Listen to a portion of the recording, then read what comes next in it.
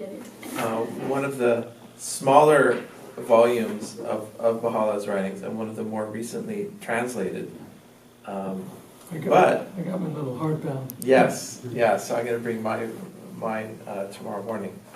But despite, I think, out of proportion to its size, this is really one of the, what I hope to demonstrate or make an argument for this weekend, that it contains some of the most seminal works that Baha'u'llah wrote, and contains some of the most revolutionary and far-reaching ideas that he gave to mankind, and as we'll see, it all sums up to one paragraph, and that paragraph sort of sums up into one sentence, and we'll be looking at it from all different angles. Sort of like with the Quran, it said that the entirety of the Quran can be summed up by the first surah, or first chapter of the Quran, and everything that's in that first chapter can be summed up in the first word, and everything in that first word can be summed up in the first letter. That's one of the traditions of Islam. And then isn't it the dot under the And letter? then the Bab comes along and says, and everything in that first letter, which is B, the B of the Bismillah, can be summed up in the point underneath the B. And the Bab goes on to say, and I am that point. I am that primal point from which have proceeded all things. But before really diving into the and we'll be going through paragraph by paragraph these central works of Baha'u'llah in this otherwise unassuming and slim volume. Before I do that, I wanted to take most of this evening to try to set a bit of context around that volume. Like very broad context, and then more and more sort of specific context. And the broad context of the volume is really the context of the Baha'i revelation itself, the historical context of the Baha'i revelation itself. And what is this all about? What does Baha'u'llah say his revelation is all about in the context of what humanity is going through right now? And you have to start somewhere, so you have to pick some arbitrary starting point. And the starting point, I suppose, I could begin with is the idea of how the cosmos evolves. So let me just go all the way out. How the cosmos evolves. Within that, how human life evolves and how human civilization evolves. And I think the overall picture that we're looking at is that although from moment to moment it can look very random and undirected and just at the mercy of blind forces, and that's the ruling, let's say, the ruling philosophy of the scientists today, that there's ultimately no guiding force or no direction to it all, no ultimate purpose to it all. The central claim of any religion, including the Baha'i faith, is that ultimately there is a purpose behind it. And there being a purpose behind it, for the very first moment of creation until now going into the infinitely far future, one can detect if one sees through the right eyes, and I'm not talking about rose-colored lenses, but if one sees things aright, one can see that there is a thread running through all creation, physical processes as well as what we call spiritual processes, and I think we'll have some time this weekend to break down that distinction we might have set up in our minds between those, by which the physical universe begins in a state of, and this is going to sound like blasphemy to the ruling scientific paradigm, begins in a state of disorder and progresses to a state of order. Now, obviously, I'm not saying the law of entropy is not correct. I mean, the law of statistics says that you take any closed system and over time it's going to become more and more disordered according to a very well mathematically defined formula. But what I'm referring to is something else. I'm referring to the emergence of order from disorder that begins with the very moment of creation. As far as science can tell now, about 13.7 billion years ago, there was a moment not well understood by science that we call somewhat derisively the Big Bang, from which everything sort of came. And what happened from the very first few moments of the Big Bang, going up until billions of years afterwards, was a gradual coalescence of elements and coming together of elements through, well, purely physical forces of gravity, gravitational attraction, bringing together elements. First of all, electrons. First of all, actually, before that, quarks becoming protons, and then the protons and neutrons and electrons coming together to form the first elements, primarily hydrogen and helium. And coming together gravitationally, sort of through this sort of self-assembly, until something almost magical happens. The first stars turn on. The pressure at the hearts of stars, for the coming together of matter. This is going to have a point, you'll see in a few minutes. It's going to get to the sort of the spiritual angle. But the first light sort of comes and it is turned on by the first generations of stars and galaxies. And that enables certain things to happen, because that light is a low entropy source of energy that then bathes nearby bodies, the planets, which don't have enough mass to create their own light, that bathes these planets in a constant stream of low energy entropy. And this creates a disequilibrium state where it permits higher orders of complexity to emerge. And that's a sort of common refrain that you'll be hearing. It's a sort of emergence of something higher from something lower. And it begins very simply with the emergence of the nuclear reactions in the hearts of stars, and it moves to the emergence of more complex molecules on the surfaces of planets, in what Charles Darwin called some warm pond. He imagined, where life might have begun, was in some unremarkable place on the surface of the earth after millions or billions of years of things just kind of jiggling around at random, supposedly at random.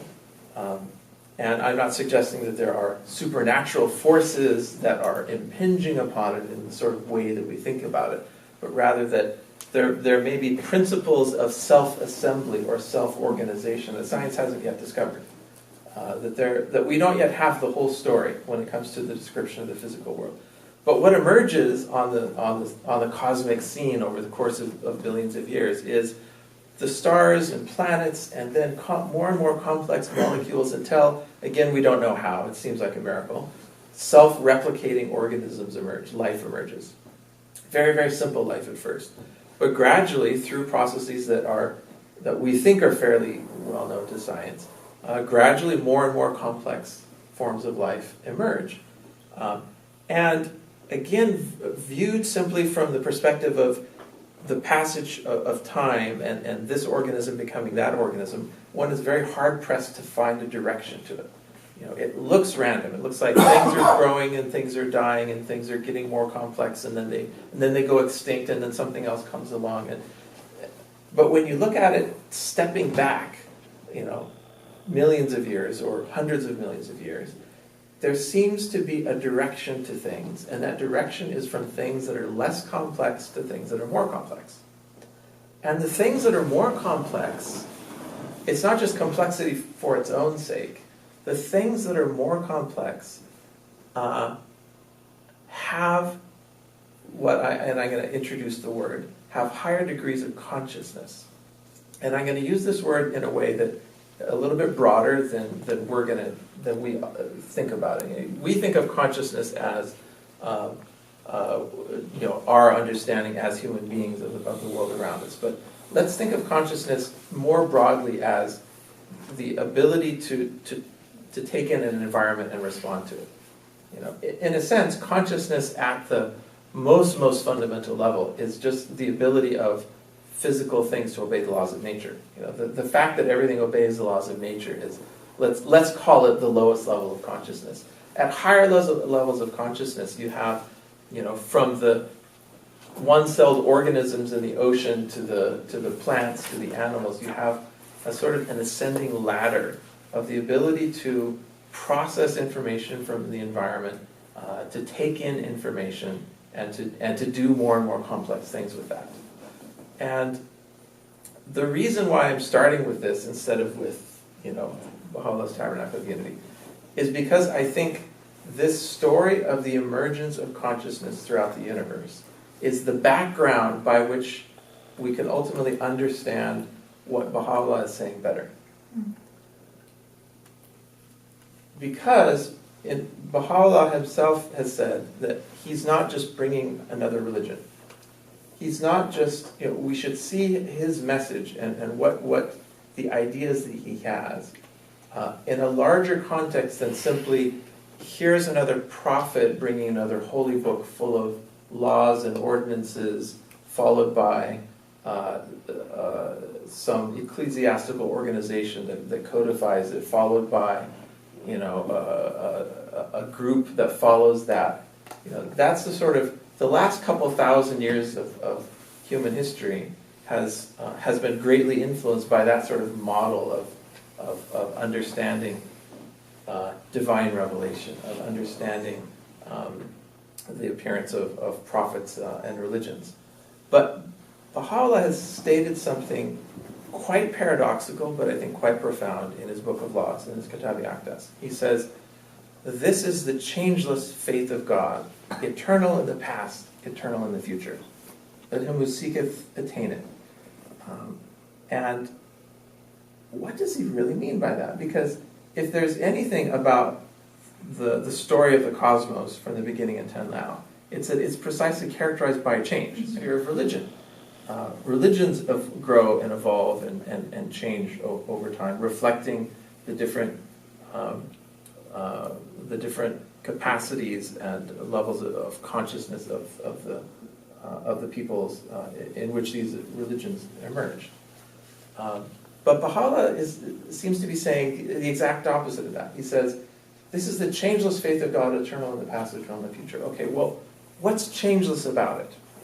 So going back to this cosmic story from the Big Bang until today, is there a thread we can pull out that says this is the constant?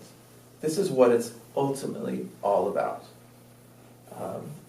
And I think it comes down to this idea of consciousness. And why does it come down to this idea of consciousness? That one sort of constant in the sort of creation of the cosmos. One can put it in theological terms, in terms of the words of the short obligatory prayer that I say every day. I bear witness that thou hast created me to know thee and to worship thee. That's the, if there was one sentence Baha'u'llah wanted us to sort of say every day and to sort of get, sort of internalize, that was the sentence he chose. Why is that? There's something about creation, there's something about our being here that has something to do with becoming aware of or conscious of God. And that word know thee is, in the Arabic, is arfan, which is a bit more than knowledge. It's knowledge is as good of a translation as any, I suppose, but it could also have been translated as recognition. And oftentimes it's used in a mystical sense. And so it's not just we're created to know in the sense that we're created to know that, I don't know, the area of a circle is pi r squared or something. It's more that we're created for the sake of recognition, which brings us to this question of consciousness. Ultimately, we're created to become conscious. This was stated, I think, very eloquently by the scientist Carl Sagan in his opening of his Cosmos series, where he says, we are a way for the cosmos to know itself. And that has always struck me as one of the most sort of profound quasi-religious things, but spoken out of from the mouth of an atheistic scientist who has really nothing good to say about religion per se, but says the most religious thing I think that you could, and the most insightful thing you could say about the point of it all, that the emergence of life and human consciousness is tied up to the ultimate purpose, which is that consciousness becomes self-aware. Because knowing God is, as one of the Islamic hadith says, he who has known himself hath known his Lord. Man arafa nafsuhu faqad arafa rabbahu. He who hath known himself hath known his Lord. So consciousness at the highest level is self-consciousness. It's the cosmos coming to know itself, which is really another way of saying, thou hast created me to know thee, to worship thee. It's another way of saying the short obligatory prayer. It's just a different language that we can cast it into. You can cast it into the sort of secular language of self-evolution coming to self-knowledge, or you can cast it in the theological language of man has been created to know God. It's really the same thing. It's just the frameworks that we cast this ultimate truth through. And that framework is that ultimately it has to do with emergence of consciousness. The House of Justice put it this way in the statement One Common Faith, which was published a bunch of years ago now, I guess about 10 years ago, which is a wonderful essay on the principle of the oneness of religion and progressive revelation. And in the statement One Common Faith, it says that Baha'u'llah hasn't come to bring one more religion to stand alongside the existing multiplicity of sectarian organizations. Rather, has he recast the very conception of religion as the principal force impelling the development of consciousness. So that's the House of Justice itself, I think, rephrasing what I'm saying, or a statement prepared on behalf of the House of Justice, saying that Baha'u'llah has come to recast our conception of what religion is in terms of this development of consciousness. So that brings us to Baha'u'llah's own revelation. Because Baha'u'llah's own revelation then, seen in this sort of cosmic context, is fundamentally about expanding human consciousness. It's about increasing the sphere of our awareness. And put in very practical terms, what that means today is having the circle of one's concern extend beyond one's neighbor, which was the message of Christ, love of one's neighbor, even love of one's enemies, and to have that circle of one's awareness, which is the circle of one's consciousness, extend so that it comprises the whole of humanity. Baha'u'llah's central message is of the unity of the human race, which is another way of saying maximize consciousness. It's through coming together in unity, it's through creating a world civilization that consciousness is maximized. Because that creation of a world civilization will maximize the ability of individual human beings to reach the highest levels of consciousness which they're capable of. A potentiality which in the present day world is wasted in so many ways. In ways that we could delve into, but I think you can sort of fill in the blanks. Poverty and war and repression and subjugation of various forms, racial, sexual, gender-based, all the sort of ways that we oppress each other, because we're able to see others as objects rather than as kindred receptacles of the divine. And it's our expanding consciousness that enables us to see in the person in front of us, as well as the people we may never have met in that war-torn country on the other side of the world, to develop a sense of true empathy, because we no longer see others as objects, but we see them as fellow wayfarers in this journey of consciousness.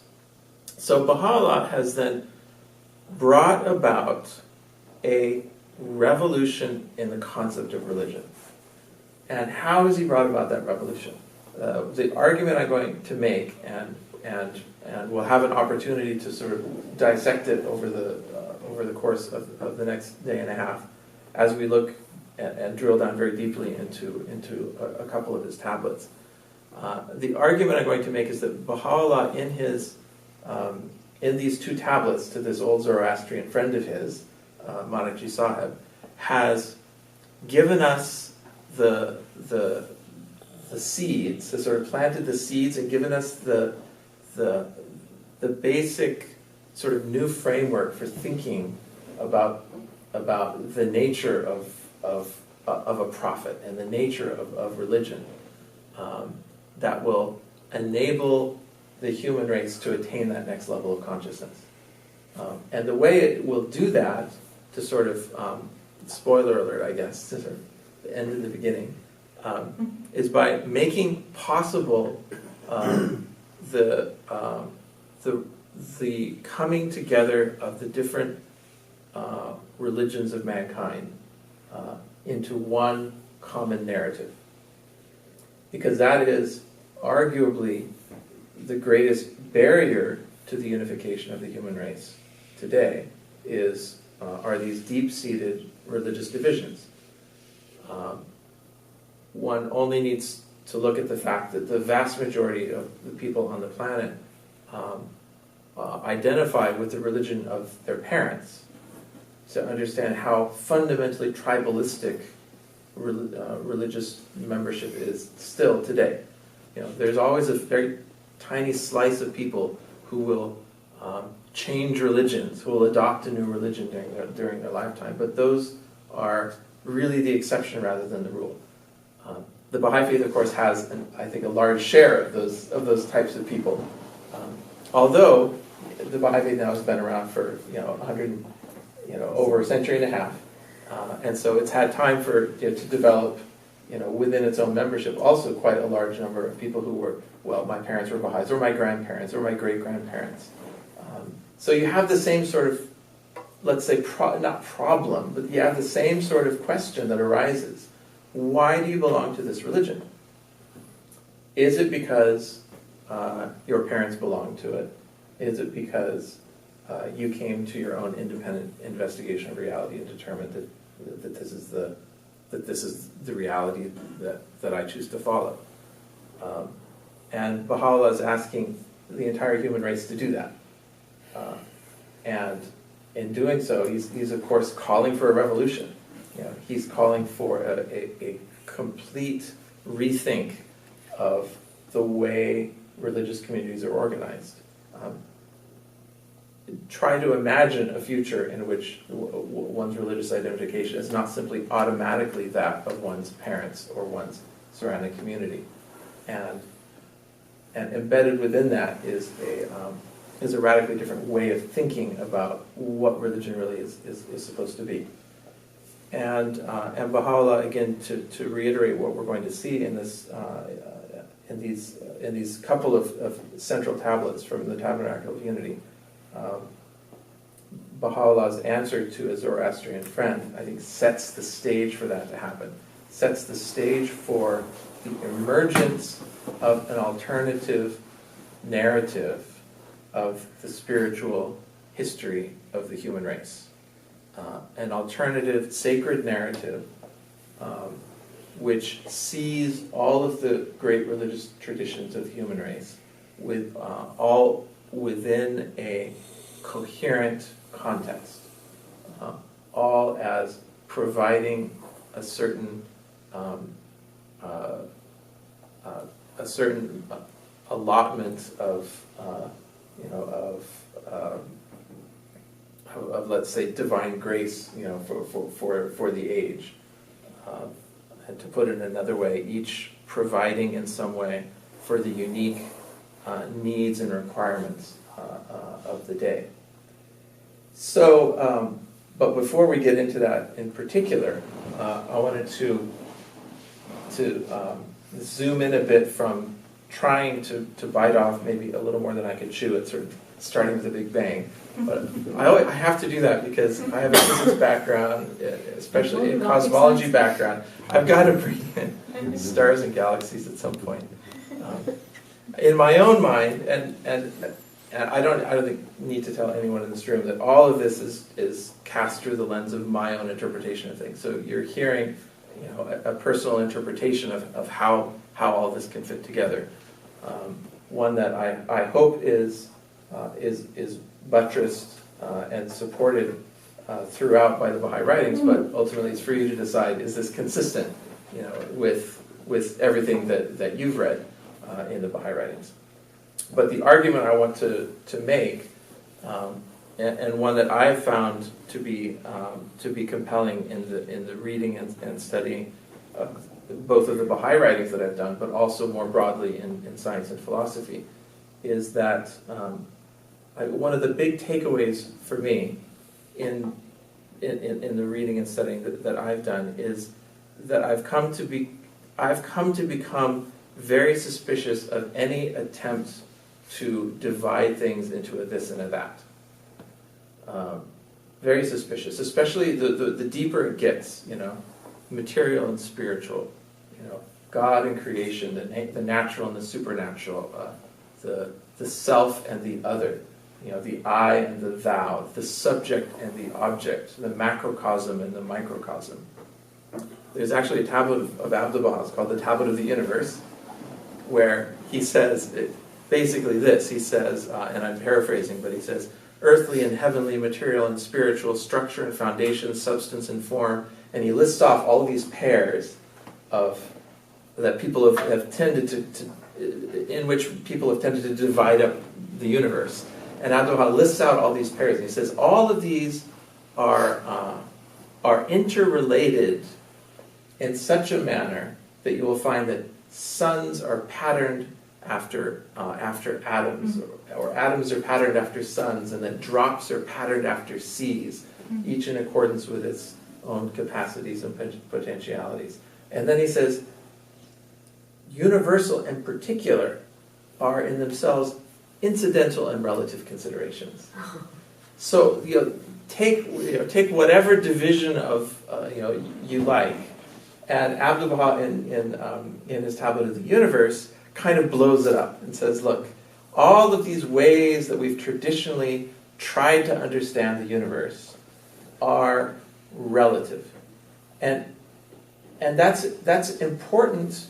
In one way, it's not important in another way. It's important when we try to step all the way back and try to sort of come up with a picture of it all. It's less important when we ask, well, what do we do now? Because it's still very useful to talk about spiritual yearnings versus material concerns, right? Even though at a sort of elevated philosophical level, we may talk about, spirit and matter is just relative. But when it comes down to, okay, what am I going to do tomorrow?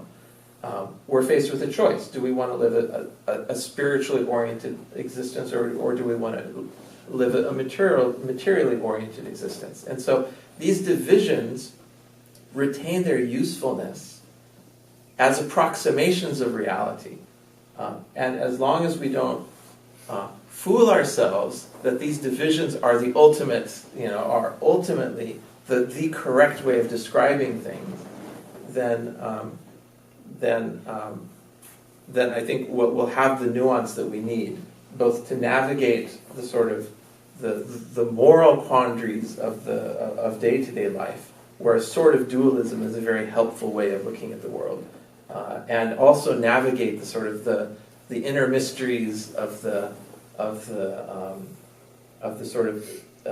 some of these world revolutionizing theological principles that Baha'u'llah has brought. And among those very revolutionizing principles is a sort of a breaking down of these crystallized categories, between the I and the thou, between the self and other, between the inner self and the outer self. Baha'u'llah begins to do this very early on in his revelation in the Hidden Words, where he says, turn thy sight unto thyself, that thou mayest find me standing within thee. And two or three other hidden words where it says, within thee I place the essence of my light. And, telling us that the more we turn inward, the more we find that reality, which elsewhere has been described as completely transcendent and completely other. But it's in the hidden words that we see it described almost flipped on its head, sort of turned inside out, as something which is just as immanent as it is transcendent. And it doesn't come from a rejection of the transcendence of the divine and saying, well, that one is wrong, and now we're going to go with this one. But it's about coming to a state where one understands that there are two poles on a sphere, and depending on what side of that sphere you're looking at, you're going to see principally one pole or the other pole. And the more we navigate life with that understanding, that these divisions between things are very much a matter of perspective, the more we're able to truly understand and empathize with others whose points of view may be completely diametrically opposed to our own. And I think that's one of the keys that Baha'u'llah is giving us, and one of the keys that is absolutely needed for the coming together of the human race is, well, how do we provide a way to understand and truly love people, and truly get along with people who just think differently than we do? And the solution is not unity and uniformity. The solution is unity in diversity. And unity in diversity means finding a way to practically get through the world side by side with people who look at the world differently. And we're not going to sort of sit down in a room like this or any other room and say, well, if we just read and talk about it, we're all going to come to the same conclusion. There is no single right answer. There is no single right view of how to read this book, how to understand this passage, or what to do next. How to live your life next. There'll be common threads that pull it together.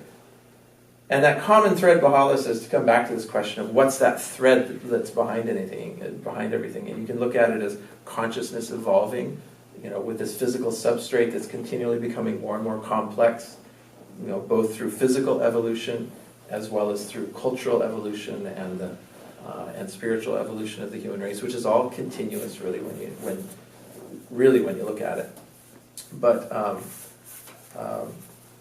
just lost my train of thought. Where did I start that sentence? The common thread. Oh yeah, okay. So the common thread, Baha'u'llah gives us this beautiful identification of it in a tablet which has somehow dropped off the planet for the Baha'i community. Although it was published, it was translated by Shoghi Effendi, this little excerpt, and it was published in a little scholarly journal that no one's ever heard of. It was the scholarly journal of the Baha'is of Burma. Did you know that there was actually you read this, and part of it is in Burmese, and part of it is in Arabic, and part of it is in English. It's in 3 languages, and it was published in the early 1920s. It tells you something about, back in the early 1920s, there was a significant enough Baha'i community in Burma that they had their own, scholarly journal. And Shoghi Effendi would often translate for this scholarly journal and submit translations for publication in this journal. And during my time in the research department, one of the things I did that was an amazing journey, which I never reached the end of, but the journey was to try to identify all of the writings. Simple, right? But not that simple, because you start with everything in the archives, and you put it in a spreadsheet. You say, okay, 1 row per tablet, and you put out the first line of it in Arabic or Persian, or whatever the case may be, and then a bunch of metadata in the other columns, and you just start, looking at everything in the archives. Okay, put it in the spreadsheet. But then there's other stuff that's not in the archives. The archives doesn't contain every single thing that Baha'u'llah revealed. There are manuscripts that are in other libraries that the archives doesn't have. So the British Museum, or now called the British Library, the Bibliothèque Nationale. Princeton has a very nice library of about 45 or 50 manuscript copies of the Bob's writings principally, some of which are not found anywhere else. And other, plus these other like little pilgrim's notes, then you could throw those in when you could find them. And then these little nuggets, like this little translation that's in this journal of the Baha'is of Burma, in which Shoghi Effendi translates Baha'u'llah saying, and I have to paraphrase, but maybe I'll have my laptop with me tomorrow, and I can I'll have at my fingertips a lot of quotations. I can pull them out. But Baha'u'llah says he says that throughout time, every law and principle of every religion has changed, except, he says, the law of love, which, like a fountain, is ever replenished and is always flowing. It's like such a beautiful quotation. How did we forget this quote? Why isn't this like sort of on our top 10 list of Baha'u'llah's of famous quotations? So another way of saying consciousness, another way of saying the evolution of the universe, physical, spiritual, and so forth, is the emergence of consciousness. The purpose of which is to reflect upon itself and to reflect upon that divine spark within itself, and then it then becomes the knowledge of God. But really, it's not then, in the end, the creation knowing its creator. In the end, it's something a little bit more mystical than that. It's what Abdu'l-Baha talks about in Paris Talks in 1911. Towards the end of Paris Talks, there's a little chapter called The Four Kinds of Love.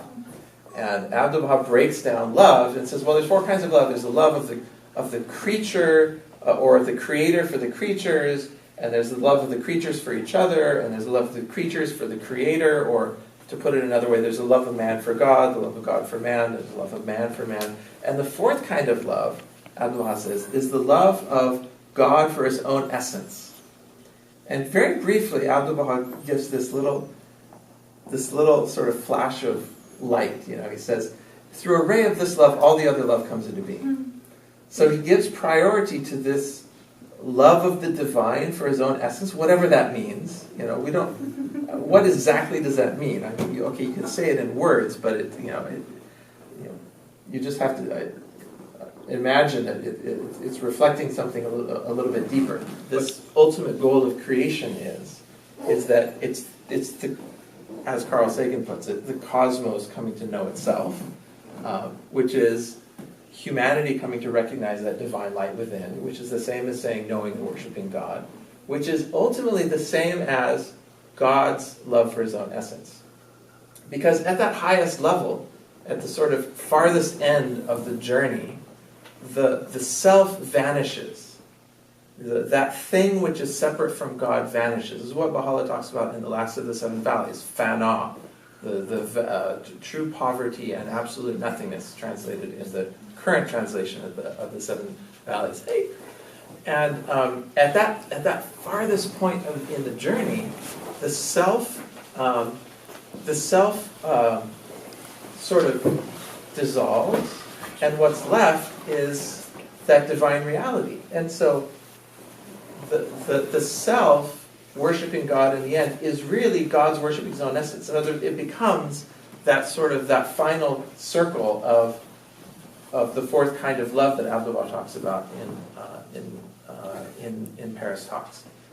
And so you see, I'm pulling in threads from all over the place, and I think it forms a coherent picture. But I want you to push back on it, or to pull on other threads and say, well, maybe this whole thing's going to come undone because it doesn't fit with this.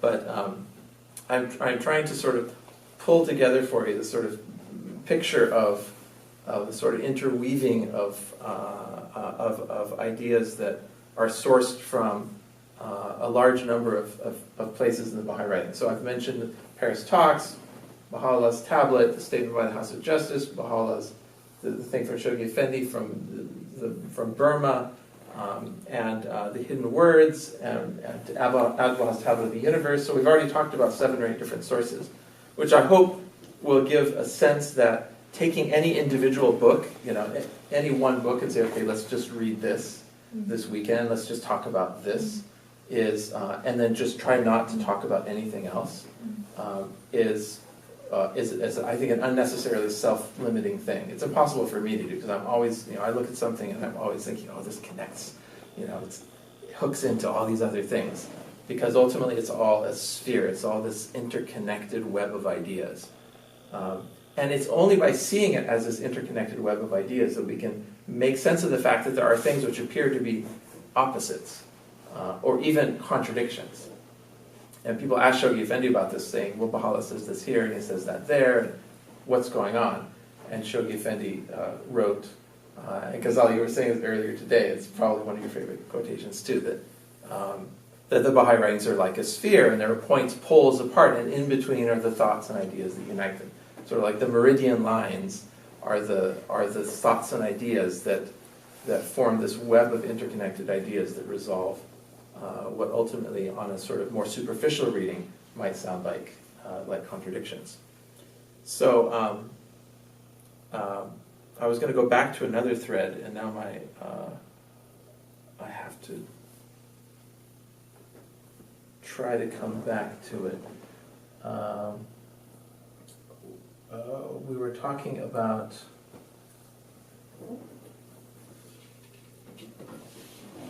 so you get to the end of one thread and usually it leads to another. Sometimes you have to back out and get to the other thread. And now I was trying to talk about too many things at once. Consciousness, love, the it's almost at the tip of my head. The interconnectedness of all things. Yes. Okay. So so back out to one of the more mind-blowing things I've seen is actually and another thread in this, which is another way of looking at the ultimate goal of things, which is this cosmos coming to know itself, which is the humanity coming to recognize its creator, which is ultimately this love of God for his own essence. The Bab puts it in very in the following terms. Again, paraphrase, but I can give you the translation tomorrow. And it was translated by Nader Saidi in his book Gate of the Heart, which is, if you haven't read Gate of the Heart or heard of Gate of the Heart, sort of make a note of that. It's something that you might want to read at some point. Maybe not on the start of your journey, but a few steps into your journey through the Baha'i writings. It is a work by a Baha'i scholar, first and foremost, and it's his own pulling together of the Bab's writings, and the picture that emerges, through the mind of this particular Baha'i scholar. But one of the things that makes Gate of the Heart particularly useful is the very rich set of provisional translations of the Bab's writings that reveal a side of the Bab's revelation that is just completely unexpected, that you would just have no idea that stuff was there. And the particular quote that I'm thinking of that ties into this idea of God's love for his own essence is where the Bab says that God or the divine must, this is going to be a poor paraphrase, but must mention himself to himself. That God remembers himself to himself. He's describing this love of God for his own essence. But he's talking about this divine self-remembrance. And he says that this is sort of somehow fundamental. And then, on sort of as a side point, he says, and some people have called this the soul. Just kind of out of nowhere. He says, some people have called it the soul.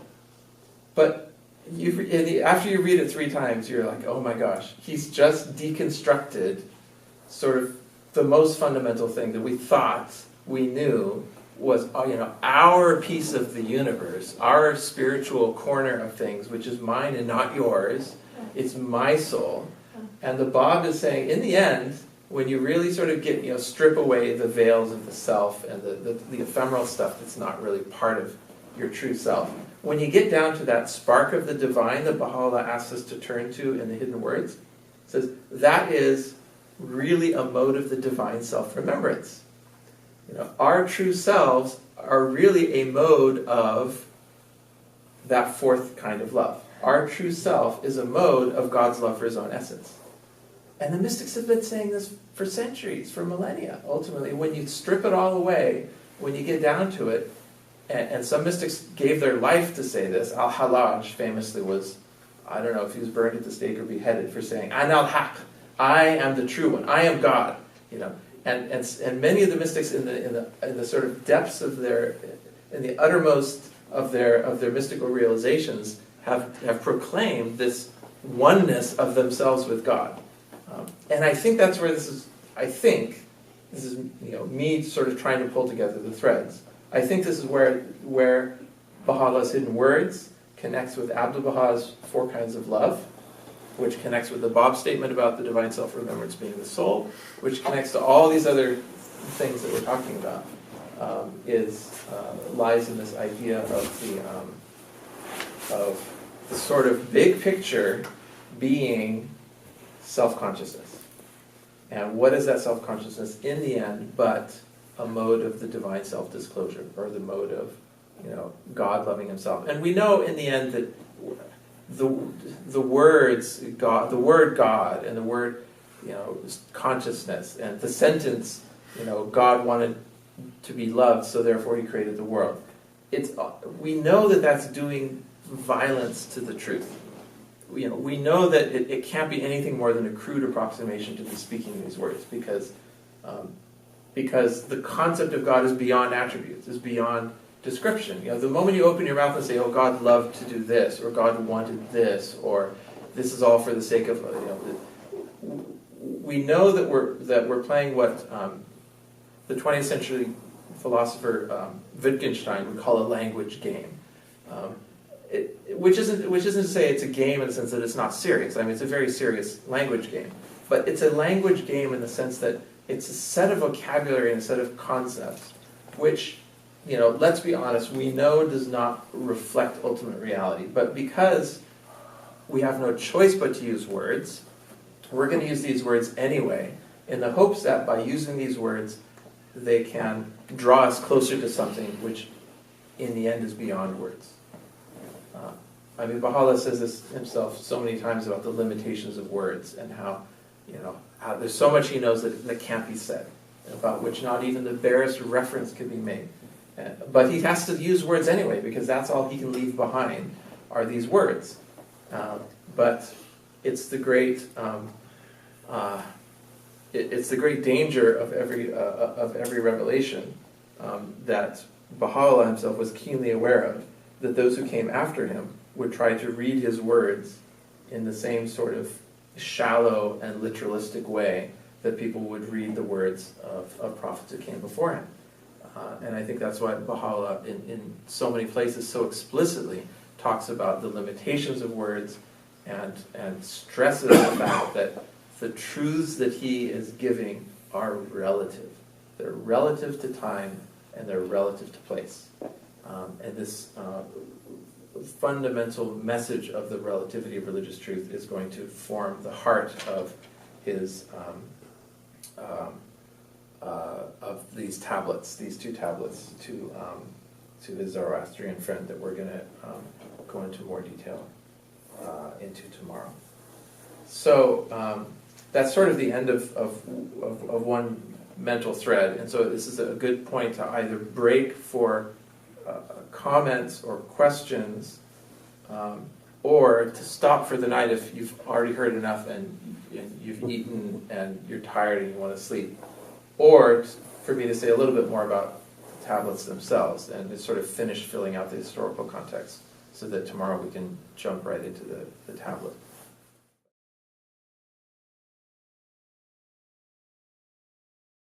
All right. Love. When you first started with that,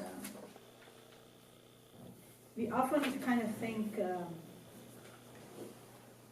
as when he asked us to love others as ourselves, which Christ did, and every one of them did. We just kind of mostly failed to do that, so to speak. We often have this feeling as if we are doing a favor to Christ or to God.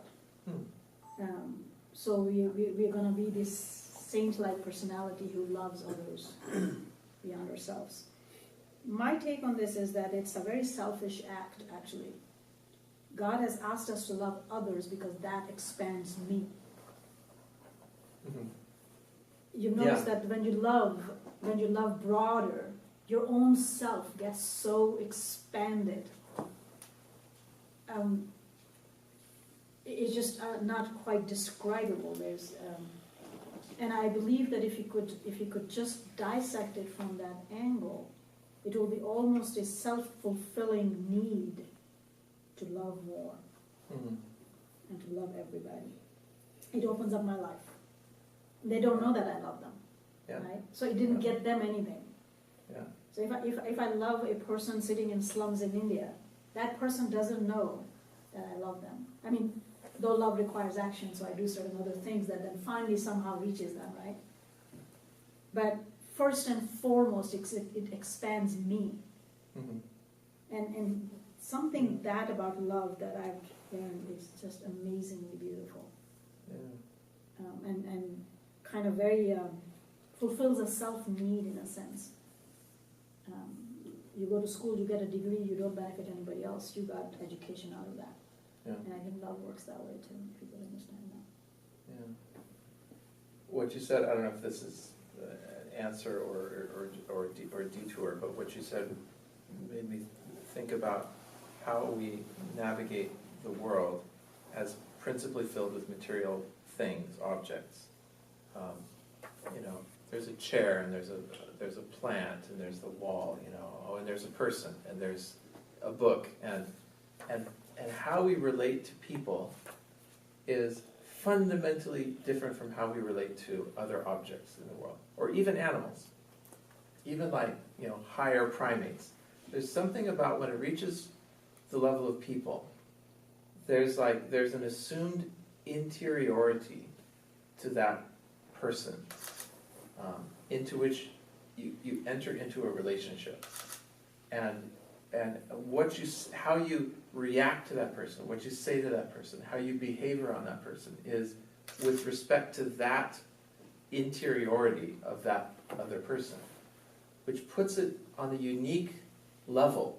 It's in some sort of stratospheric level above this terrestrial level in which we typically relate to the world around us and the objects and things and animals and whatever around us. And it's that sort of uniqueness of what I'm talking about is what philosophers have called the I-thou relationship. It's not the sort of, which is fundamentally different than the relationship of the self to an object. And behind that difference, I think within that difference of relating to something as an object versus relating to something as another subject, relating to someone as something that has its own interiority, something that has its own spirituality. Therein lies the key, I think, to what separates us from the animals. It also, I think, gives us a key to understanding how do we overcome the tribalisms of today, which seem to be sort of getting worse rather than getting better, as we'd like to believe things are trending towards more unity, but on the short term it can go any direction. And we're looking at a sort of increase of tribalism. And what is tribalism? What is the fundamental feature of tribalism? It's identifying with people inside your defined group. Maybe it's your favorite sports team, maybe it's your favorite race, maybe it's your favorite religion, nation, whatever. And not just identifying with that group of people in your tribe, but othering the people who are not in your tribe. And by othering, I mean treating as objects. And in the most extreme forms, it involves stripping the other of their interiority. What else makes something like the Holocaust possible? The kind of treatment, and which had to have been engineered over years to sort of create this sense of total otherness on the part of another population, such that they could be treated entirely as objects, and their fundamental humanity could be completely disregarded. And it's a similar sort of thing that's happening on a less drastic level, but just as destructive on a human scale with racism in the United States. That's sort of our ability to somehow forget the fact that that person of another race, that person of a, that came from a different background, to not think about them and treat them as someone with their own interiority, to treat them as, in short, to treat them as an object. I would say I would challenge that whole even farther and bring us back to the gate of the heart, where that thing just turned my universe around, where, and I'm going to paraphrase badly, but where the Bob says that to me anymore after that, there is no object either. If universe is one, there is no material and spiritual, it's all him, it's his creation, all must be loved. And yes, there are hierarchies of that need and treatment, but all things must be loved. And what turned the universe around for me, where the Bob says that all things have their heaven and hell. We somehow consider ourselves higher, and as if these things affect us, but it wouldn't affect an object. And he gives if you remember the quote, he gives the example of a piece of paper, right? And he says this piece of paper has its heaven and hell. I love this quote. And it says this piece of paper has its own heaven and hell. And when you are given a piece of paper, its heaven and hell is given to in your hands. So write on it the best thought possible to you in the most exquisite writing. And when you do that, he says, this piece of paper praises you in the worlds of God. And conversely, I want to dance at these verses. I mean, they do something to me inside, right? This piece of paper praises you in the verses of God, and he says you build a building. Build it to the best of your capacity. And when you build it to the best of your capacity, and you put it to the best function, that building, and we consider brick and mortar objects least worthy of our attention. And he says that building praises you in the worlds of God. In its own way. And I often and conversely, will curse you if you build it imperfectly. They'll curse you. And I often say that when you go places, you can see when there is love towards everything.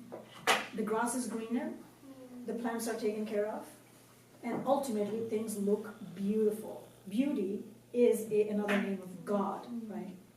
When you don't do that, things break down, things are not maintained, and you see hell even in physical world. That raised this whole dialogue of what needs to be loved or not loved or more or less to a more different level for me. It was like, oh, it's a whole different level. Different level. I mean, I can look at my cat and say, you need to be taken care of before I take care of myself. Because you are created by God, and it's a beautiful little creation. And you have seen how beautiful it is, too. And that connects also very closely to the concept of refinement.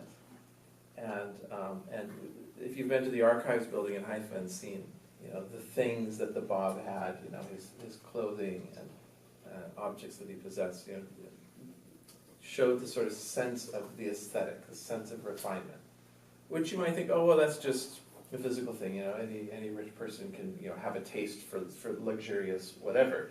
But for the Bob, it was actually a spiritual principle. And it is. And the spiritual principle has something to do with what you were saying earlier, bringing the universe to each individual thing to its highest level of attainment. And there's actually a tablet by the Bob where he identifies the 3 keys to happiness. And this really ought to be translated someday, but it's so far only exists. It hasn't even been provisionally translated. I've only seen it in the Arabic, and it was pointed out to me. It's like 3 sentences long. But the Bob says there's 3 keys to happiness. He says the first is always to tell the truth. The second is the golden rule, always do unto others. And the third is and I have to expand on it a bit because it was said so telegraphically, but the third is to bring everything in one's environment over which one has influence or power to its highest level of perfection. That's just an amazing principle when you think about it. What does this have implications for? It has implications from the level of seemingly trivial things like personal grooming and dress to how one keeps one's home, one's room, of course, how one interacts with others, but not just how one interacts with others as objects, but how one interacts with others as I was saying, as subjects. To see that person as another locus of the divine, which has potentiality to come to a closer relationship with its creator. And your own spiritual fulfillment and happiness is inextricably linked to that person who you have contact with coming to a higher perception of the divine. So it's truly that we're all connected and our spiritual destinies are woven together in a way that can't be denied. But it's the spiritual destinies of everything on the planet, and this has wonderful also implications for how we look at the environment. What's our responsibility to the environment around us? It's not just this object to be used and thrown away for the sake of our own spiritual advancement. Even for such a high purpose. It's something which in its own right has to be cultivated and brought to the highest degree of perfection that it's capable of reaching. Can you imagine if every human being took things to that end? Just What a world. in one one day. Can you imagine, no matter what we do, or works, or lives, or anything we build, anything in every we take action, care of, you have that in every mind. action was taken from the angle that all of these things, heaven and hell, and my responsibility is to bring these objects, heaven, to it. We would have nothing breaking in this world, really. I think that's what we call the golden age. It truly is. It entails sort of a level of civilization that we've never experienced, and it unlocks potentialities we have no idea are there, and it brings it makes possible modes of governance, economic systems, all the way down to the fundamental structures of human society, which will be enabled by this transformation of consciousness that Baha'u'llah is coming to bring. That if we were to write it down now, or a traveler from the future were to come back and say this is how it's going to be, we'd just laugh. I did. He showed it to me in a dream. I couldn't. Oh, good. So you can tell us about Can you list What are those you so three? excited about? Yeah, so the three were always tell the truth, and the golden rule, do unto others, and then this thing about perfection, sort of being, let's say, facilitating the highest level of perfection or attainment of the things over which we have power, over which we have influence, our environment. The revolution that you had talked about that Baha'u'llah brought as far as how the previous religions have looked at the world. If you look at the world as patterns or as code transmits information, patterns, maybe you've seen this. Yeah. So you can look at the creation as code. This is God revealing himself, and adding science to what you can use to look at God gives you a way of looking at the universe as code, or as a biologist, I look at it and I go, there's webs there. What does this say about the nature of God, the way that He has made water, that ice floats? There's that whole approach. Then you have the mystic look of that, where you can look at it with words and your concepts, but kind of to quiet the words and the concepts and look at the beauty of it is to look at it with the nature of God, looking at the nature of God. You're looking at it with your soul, which is you're sort of watching as the God within yourself looks at the God without yourself, looks for the code and tries to understand it.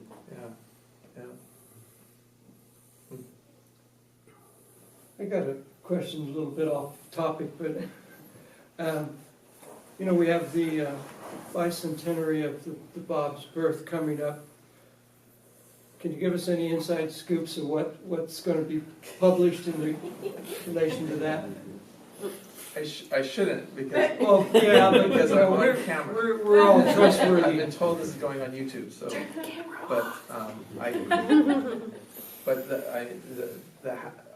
I think I can say that the House of Judges, because the House of Judges has already announced that it wants to make available a broader selection of the Baha'i writings. It wants to use this 2-year period this sort of very special 2-year window between the birth of Baha'u'llah and the birth of the Bab as an opportunity to bring out more of the writings.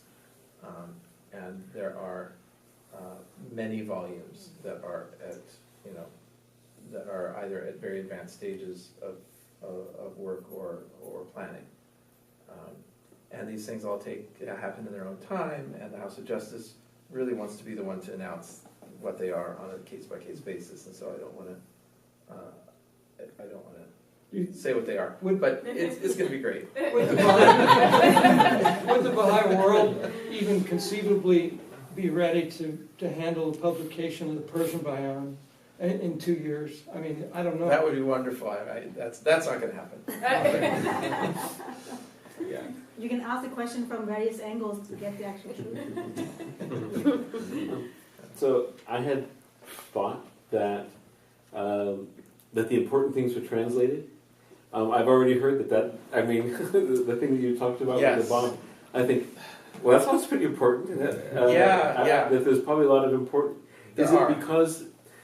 So I became Baha'i in the 70s. Mm-hmm. At that time period, it was, well, you're not ready for this yet. Are there still things that we aren't ready for? Is that the thought? Yeah. Maybe. I think that may be the case. But on the other hand, some of the things that one might... everything is out there. First of all, to those who seek, it's there to be found. So, and what I mean by that is that there's nothing actually hidden. There's nothing under lock and key, where the House of Justice said, no, you can't read this. That's clear. And I can say that with some confidence from 13 years in the research department, having had access to everything pretty much in the archives and cataloged it all and worked on a sort of a scheme to identify pretty much what's all there. And there are some pretty wild things that, by wild, I mean, that's a loaded term. There are some things that will... there are some crazy things. No, that's not the right word either. They're definitely going to be challenging and world-expanding ideas that we hadn't seen. But for those who have taken the trouble to learn the original languages, it's stuff that's been out there anyway. It's stuff that's, if you go to the Baha'i Reference Library, there's a vast trove of Baha'u'llah's writings in Persian and Arabic, most of which has never been translated. And the things that I'm aware of that I would say, oh wow, that's an interesting one. Those are all in there. I mean, we know, and so Baha'u'llah has mentioned in a few places that, for example, it's possible to turn copper into gold. He's mentioned that this knowledge lies sort of hidden and will eventually become revealed. What exactly he means by that is open to interpretation, and some Baha'is have interpreted it to mean, well, this is really just meant in a spiritual sense. He's talking about the transmutation of the soul through the divine elixir of the Word of God. But in another place he says this is different. Yeah, so Ghazali has probably seen something more, where he says, well, that's true. The divine elixir, the true divine elixir, really is the Word of God. But Baha'u'llah has made puzzling statements about the nature of matter in a number of detailed tablets, where he proposes that it's possible to transmute one element to another. He's talking about the dream of the alchemist. And not only does he say it's possible, but there's a body of tablets where he describes how to do it. And this body of tablets is written in the language of medieval alchemy. And so, what does one take from that? That hasn't been translated yet for obvious reasons. People would read it and come to every conclusion under the sun as to what it means. Huh? It would crash the gold standard. Yeah, I mean, at one level of interpretation, he means it literally. He's talking about gold, and that's going to have an interesting economic impact. At the opposite end of the interpretation scale, you can go with Taherzadeh in the Revelation of Baha'u'llah, who sort of mentions this, and then in the next sentence just sort of says, modern day scientists through nuclear processes are able to transmute one element to another. So I think these are the extremes, and in between, any range of interpretation is still possible. But there's a tablet of Abdu'l-Baha where it says the reason why this knowledge is remained concealed is because if it weren't, it would become the topic of every conversation. He said it would just distract people, and so that's why. So that's just one example, and I don't mean to draw undue attention. Not everything Baha'u'llah said that's of potential interest has been translated. I mean, that element kind of existed in all revelation prior as well. You would draw attention to the example of, for example, Quran saying 1400 years ago that Earth revolved around the sun. And that was not what was understood by humanity. Yeah. And for about until 10th century, the Muslim scholars even didn't want to talk about this because they didn't understand what was going on. It was opposite idea for what we believed, and it was like they wanted to kind of put it under the table. It was like, don't talk about this, this is embarrassing. I mean, that's the word of God and we believe it, but we don't know what the heck is he talking about. And here we are. It's a permeated reality today. Yeah, that's one example that's often brought out from the Quran, and it's one verse, and it's found nowhere else. It's one verse that basically says the sun moves in a fixed place of its own, is one translation of it, and that's later been interpreted as a foreshadowing of the heliocentric solar system where the sun rotates on its own axis, and I think even that's open to interpretation as to whether was that really an astronomical reference. We don't know. I mean, it wasn't very detailed. It's very suggestive, certainly. But it begs a question, and these tablets by Baha'u'llah on the elixir also, I think, beg the same question as to what is the point of revelation? Yeah. Did Baha'u'llah come as a historian or as a scientist to sort of show us stuff, to tell us facts about what happened, in the past that we didn't know, or to tell us facts about the physical universe that we didn't know before? And if so, then why would he do so when we have another means of coming at the same conclusion, i.e. through science or through the discipline of history? Why would he feel the need to sort of tell us things about the physical world? One way of answering that question is to say, well, that's not the primary function. That's not really what they're about. And that the project of taking revelation and trying to extract from it a physics or a history or any other sort of set of statements about the physical world could be dangerously misguided, in the same sense that the attempt to extract from the Bible a theory, some sort of cosmology of creation that's 6,000 years old and so forth, we see where that went. We see where that sort of impulse, which is a natural human impulse, to take something that's revered, a body of work that's taken to be infallible, letter for letter, that's taken to be revealed, and then to go with that, it's very natural to say, well, let's extract from that everything we can. Let's assume that it's telling us everything about everything. And if you just read it right, then it's going to reveal all the secrets. That's how certain groups of Christians address the Bible and read the Bible as the sort of sum total of all truth. And if you just read it in the right way, you can extract it out of it, and that includes and that gives rise to these things like creation science. Are we in danger of falling into the same trap? That same sort of intellectual trap in reading Baha'u'llah's writings and saying, well, what's the cosmology behind this? What's the physics behind this? What's the history behind this? I think we should, at the very least, look to what happened in the past as a guide, and at least to give us that warning, that maybe we're doing that again. Maybe Baha'u'llah is intending something else by making these apparent references to the physical universe. This is meant to be slightly controversial, so I hope there's some pushback on this.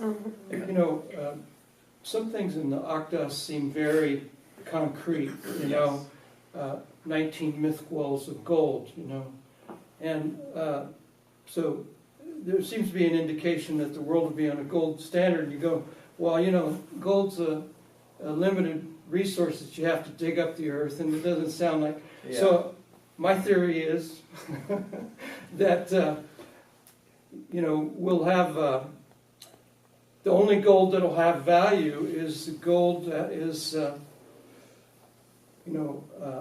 has the world government's atomic signature, and it'll be it'll be not gold dug out of the earth, but through processes that we'll discover, that science will discover, and that'll be the only gold that'll have value. It has to have this atomic signature that somehow, anyway, to be the currency for a world civilization. Or the currency of the future world civilization will be something like Bitcoin. Some sort of electronic, We would be like Star Trek. decentralized. Huh? Bitcoin into mythballs. Like the Star Trek, that money is Yeah. not an issue. Have what? The money is not. I mean, Star Trek, and the money in the future was not an issue for them. It's everybody's That's a needs good point, yeah. are taken care of. Yeah. So their duty is to explore new worlds and civilizations, and in the process grow more spiritually. That's a great point. I mean, Star Trek is a sort of fully realized, fictional universe where Gene Roddenberry, I guess, had this great idea. Well, what if there's actually no money in that sort of future state of society? Is that a possible future for us, or is that like too far over to the sort of off the utopian edge? In any case, in the intermediate sort of years, in the centuries to come, we'll have to have some sort of stable currency, and I guess that's a discussion for another day. We're running out of time, so maybe just another question or so, and then we'll have tons of time. So this is going to be messy, but so if words are relative, and you had said that Baha'u'llah said that words are relative, that you can't express the infinite with words, then there would be no scripture that would be beyond question. That something that's infallible would not necessarily exist. Abdu'l-Baha said that the Bible was infallible, or that it was to be relied upon. So there must be some infallible element that is not, because words change meaning over time. There must be some other component to Scripture that is ineffable, that is infallible, that is not words but is the collection of words. Yeah, we want there to be some rock that we can stand on and say, this is the unchangeable, absolute, we have no doubt about this thing. But Baha'u'llah tells us in the hidden words, it says, everything I have revealed unto you has been in accordance with thy capacity and understanding, and not with, how did he put it, my melody in the state of my voice. It goes all the way down, this principle of relativity. So what's the constant then? What's the rock? The rock, I think, is not any particular statement.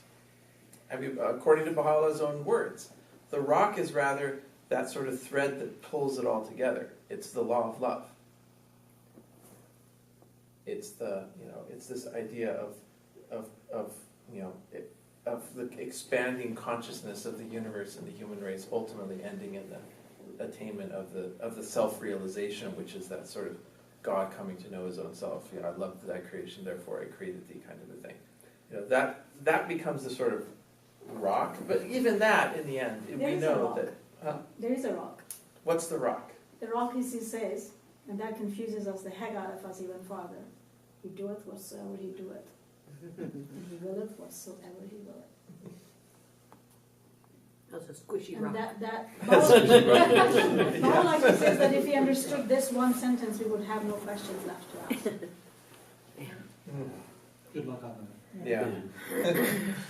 Always going to be questions left. Or maybe that's the throwing away of the boxes, that religions tend to find the Zoroastrian or whatever. You find a comfortable box to put yourself in, and what Baha'u'llah is saying is, there's no boxes here. There's no comfortable place for you to sit. You have to be questioning all the time because Yes. you can't say, here's the edge of here's what I believe and here's the edge of this box, because it goes away.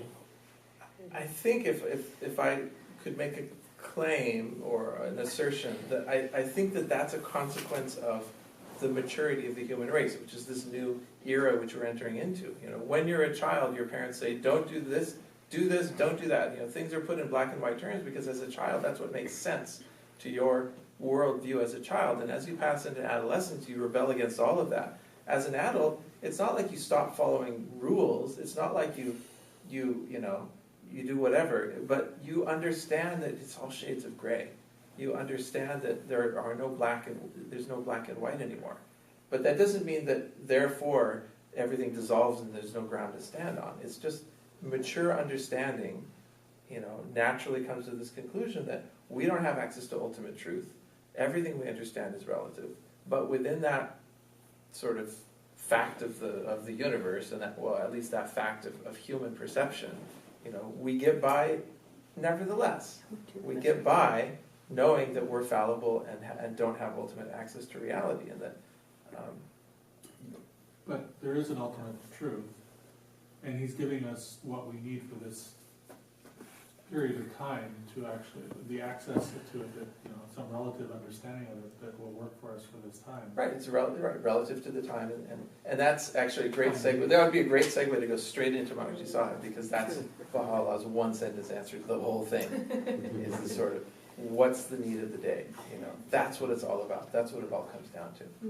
And we will start with that tomorrow, I guess.